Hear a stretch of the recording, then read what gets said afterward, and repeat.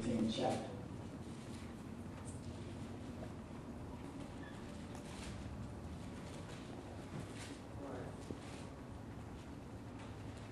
And I guess we will start at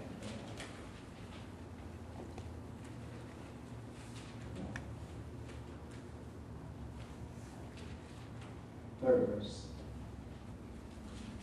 You know, this chapter's so good, I don't know where to start.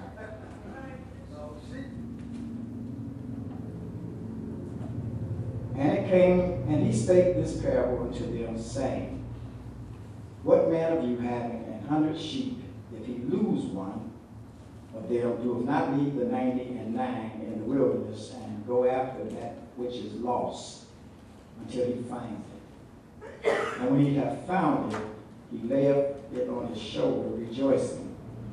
And when he cometh home, he calleth together his friends and neighbors, saying to them, Rejoice with me, for I have found my sheep which was lost.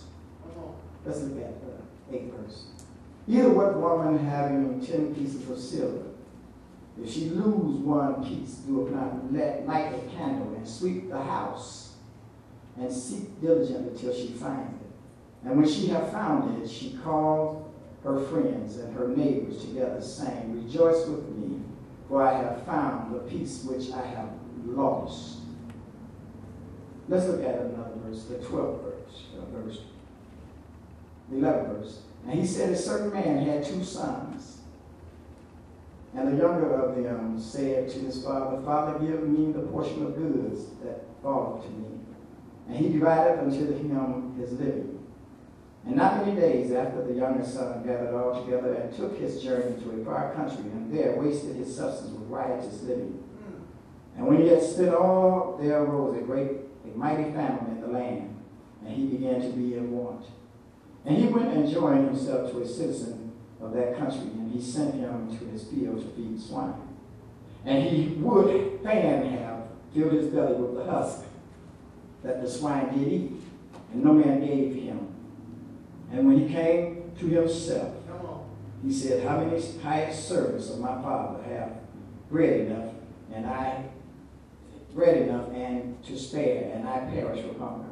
I will arise and go to my father, and I will say unto him, Father, I have sinned against heaven and against thee.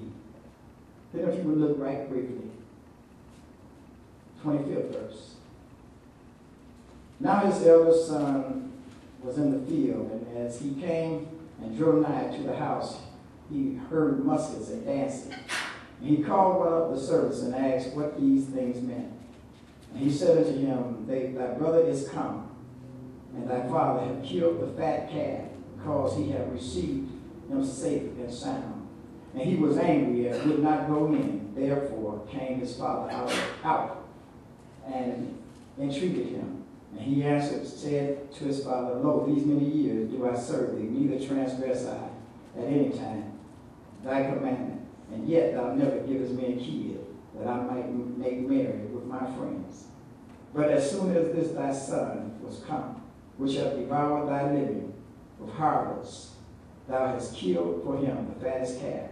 And he said unto his son, Thou art ever with me, and all that I have is thine.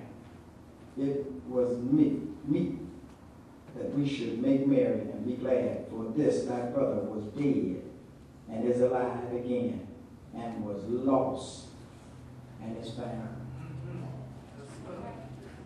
In all these parables, there was something there that you might recognize that we kept saying.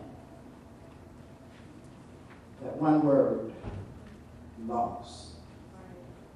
Lost. And that's what I want to talk about, lost. Lost in the house. I know we kind of talked about that before. I can't hardly ever preach the same message. I preach the same title, but can't never say it the same way. Lost in the house. Come on. Lost in the house. All right. Yes, sir. I don't know about you, but I've done a lot of traveling in my lifetime. I've traveled a lot. I used to go down south and go to different places in the south and even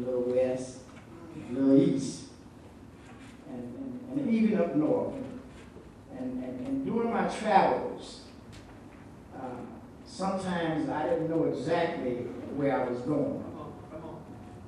While I was traveling, amen, I had to kind of just play it by ear. And the bad part is this, that when you find yourself in a situation, you don't know where you're going, and there's nobody around. Come on. You really start having this anxiety feeling. Feeling inside of you that seems to stir up your adrenaline. All right. What's really going on is that you're lost. And everything in you gets excited. Everything in you start becoming mobilized to the degree that you begin to do some things that you normally wouldn't do. Amen. In other words, we just panic. We would probably drive faster. We're probably, amen, most likely we are always taking the wrong turn, trying to find our way because we realize that we're lost.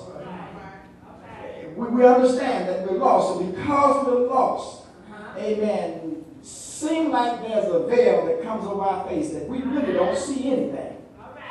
I don't know about you, but I've been that way. I was in the woods one time with a fella just got out of prison, big muscle-bound guy. He got out of prison, and we were going to go hunt that day, and he said, "Can I go?" And my uncle said, "Yeah, sure, you can go." And he said, "Yeah, you got a license?" He said, "I don't need no license." So we went in the woods. We went in the woods, we began to walk in the woods, and it was cold. We walking through the woods, and he and I, we kind of, I stayed close to the car, at least I thought I was. I kept the car to my back. But as we were going straight, we would go down up some hills and down the hills. And I began to notice different trees. I said, okay, I remember that tree over there. It don't have no bark on it. And then that tree right there it's laying down and it's real bumpy. And then we only go so far. Then I said, I think we better turn around and go back because we don't want to get too far. So we turned around and go back, and I noticed it. There was a whole lot of trees laying down that didn't have no bark on it. A whole lot of trees looked bumpy. And then I realized that, at that point, that we were lost. We went down the hill, and we went up the hill, and we went down another hill, and went up a hill, and we saw a lot of bumpy trees and a lot of trees laying down. And I said, oh my God. We began to walk, and he began to sweat, not because it was hot. He began to sweat because he realized we were lost. I don't care how big he was. I don't care how muscular he was. He realized that he was lost, and there was something in him that seemed to panic. We walked and went so far, we came to a clearing. When we came to that clearing, I know we were way lost. We got out of the clearing, and you could see nothing but grass as far as you could see. And I sit there, and I turned back around. We went back in the woods. And I used my old saying, in the woods, you ain't got no business hollering, "Hey!" Because can't nobody hear that. So I started hollering, "Woo! Woo! Woo!" When you get lost, you got to make a noise. And I started walking through the woods, hollering, "Woo!" I just walking.